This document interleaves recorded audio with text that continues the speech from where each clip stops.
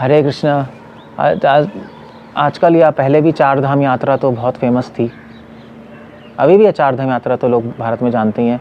चार धाम मतलब उत्तर में बद्रीनाथ, पश्चिम में जगन्नाथपुरी, दक्षिण में रामेश्वर, पश्चिम में द्वारका, दक्षिण में रामेश्वर और पूर्व में जगन्नाथपुरी। तो चार धाम यात्रा की जाती है। लोग कहते हैं जो ये चार धाम यात्रा कर लेगा उसको मुक्ति मिल जाएगी। बिल्कुल बात सही है, मगर उसमें भी एक नैक है, उसमें एक लोचा है कि वो चार धाम यात्रा अगर आप प्लेन में करोगे तो कुछ नहीं होगा तो आप वह टिकट लेके वहाँ चले गए, टिकट लेके वहाँ चले गए, हो गई। कई लोग हमसे मिलते हैं, पुराने बूढ़े लोग, तो कहते हैं यार हमारे तो चार धाम हो गया पूरे। अब क्या कर रहे हो? अब टीवी देख चार धाम यात्रा हो गई, अब मोक्ष मिल जाएगा। ये सब फालतू की बातें हैं। चार धाम यात्रा पहले करते थे लोग पैदल, तब मोक्ष मिलता था। क्यों मिलता था? क्योंकि आप बद्रीनाथ जाओगे पैदल, आप फिर जगन्नाथपुरी पैदल जाओगे, फिर रामेश्वरम, फिर द्वारका, फिर अपने घर पहुंचोगे। उसमें आपको कम से कम पैदल चलोगे तो 2 साल कम से कम लगेंगे, कम से कम 2 साल। तो 2 साल के लिए आपको घर से बाहर निकलना पड़ेगा, बेसिकली 3 साल। 2 साल में तो पूरा दक्षिण भारत ही होगा जगन्नाथपुरी से। जब महाप्रभु ने साउथ इंडिया यात्रा की, जगन्नाथपुरी से जा गए जब पंढरपुर द्वारका तक, अब वहाँ तक तो 2 साल लग गए थे। फिर उसके ऊपर पूरा ऊपर का राउंड लगाओगे तो फिर उसमें 2 साल और लगा लो, 3-4 साल तो लग जाएंगे। तो लोग पहले 3-4 साल घर से निकलते थे, धाम यात्रा करते थे। और यात्रा में करते क्या थे जब वो निकलते थे? जब वो घर से निकलते थे तो शास्त्रों में लिखा है कि अपने गांव वाले उनकी पूजा करते थे। पूजा क्यों करते थे? कि भैया अब अगली बार शक्ल दिखाई देगी नहीं देगी, 4 साल बंदा ही उड़ जाए, शेर खा ले क्या हो। तो इसलिए वो बंदा भी पूरा प्रिपेयर होकर आता था कि अब आएंगे नहीं आएंगे हमें नहीं पता, भगवान की कृपा होगी। और पूजा कर, जब आते थे चार धाम से तो पूजा होती थी और वाइफ वेट करती थी 3-4 साल घर में रहकर। तब तक बच्चे बड़े हो आते थे, उनको समझ नहीं आता था, वो उनको पता नहीं लगता था मेरा बच्चा है। इस तरह से पहले यात्रा होती थी। और यात्रा में क्या करते थे?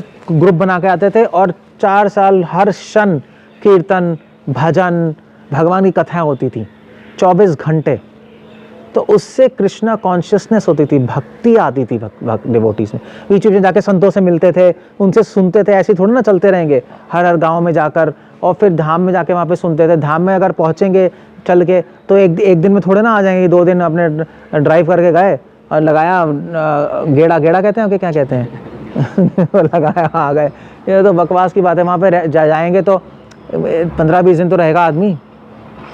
तो आराम से रह के संतों का संग करते थे। जब इतनी मुश्किल से पहुँचेंगे तो भूख भी होती है कि वहाँ पे पहुँचे हम, वहाँ के दर्शन, वहाँ पे तपस्या करना। इतनी मुश्किल से पहुँचे धाम में तो तपस्या करते थे। तो इस तरह से 4 साल 3 साल 2 भी 2.5-3 साल पूरे कृष्णा कॉन्शियस, पूरे भक्तिमय रहते थे। 24 घंटे भगवान का स्मरण। तो जब आते थे तो भक्त बन के ही आते थे और महान भक्त बन के आते थे। तो आके पूरे जीवन में भक्ति करते थे ऑब्वियसली। तो फिर तब मोक्ष मिलता था फिर उनको। इसलिए चार धाम यात्रा से मोक्ष मिलेगा भैया, वो तो अब आजकल जो करवा रहे हैं, आजकल तो पैसे भी लेते हैं, नहीं एडवर्टाइजमेंट आते हैं ना कि हम आपको चार धाम यात्रा कराएंगे, इतना पैकेज है। ये पैकेज और ना कोई मोक्ष मिलेगा। ये सिस्टम था। बड़ो शास्त्र क्या है, सिस्टम ये था। और चार धाम यात्रा करना आसान नहीं थी पहले। लोगों की नानी मरती थी। चार धाम यात्रा, 4 दिन से मोक्ष मिलेगा, जाओगे? नहीं भैया नहीं जाएंगे, क्योंकि आप निकल रहे हो, बीच में गुंडे हैं। पुलिस थोड़ी ना होती थी उस टाइम, गुंडे हैं, बहुत सारी चीज़ें। आज भी जाओगे पता नहीं क्या हो जाएगा। तो इसलिए लोग जाते नहीं थे जल्दी चार धाम यात्रा। जो बहुत भक्त होते थे, बिल्कुल भक्ति और श्रद्धा होती थी, वैष्णव होते थे, वो लोग जाते थे। तो ऑफकोर्स वो तो पहले ही क्वालिफाइड है मुक्ति के लिए, तभी तो जाएगा वो। तो ये बात है।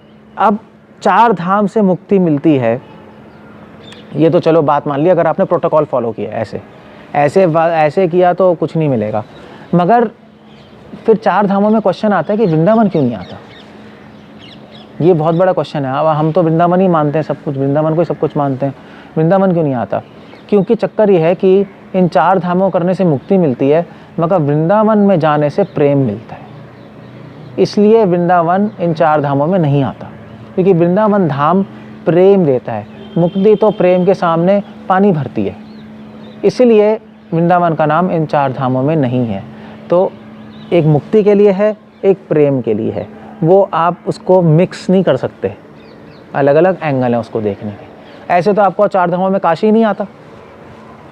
काशी विश्वनाथ तो मुक्ति के लिए है, सब लोग कहते हैं जो वहाँ पे मरेगा उसको मुक्ति मिलेगी, फिर वो कहाँ है 4 धामों में?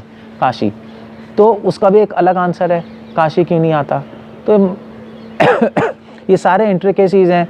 और भी धाम है, पुष्कर धाम है, और भी धाम है, क्या वहाँ पे जाके मुक्ति नहीं मिलेगी? हर धाम की एक स्पेशलिटी है, हर धाम की स्पेशल, हरिद्वार भी है, फिर क्या है, हर धाम की एक यूनिकनेस है। इन 4 धामों को करने से मुक्ति मिलेगी, वृंदावन जाने से प्रेम मिलता है, हरिद्वार में जाने से आपको आध्यात्मिक ज्ञान मिलेगा, उसके लिए वो फेमस है, वहाँ पे आप रहोगे तो आपको आध्यात्मिक ज्ञान की अनुभूति होगी।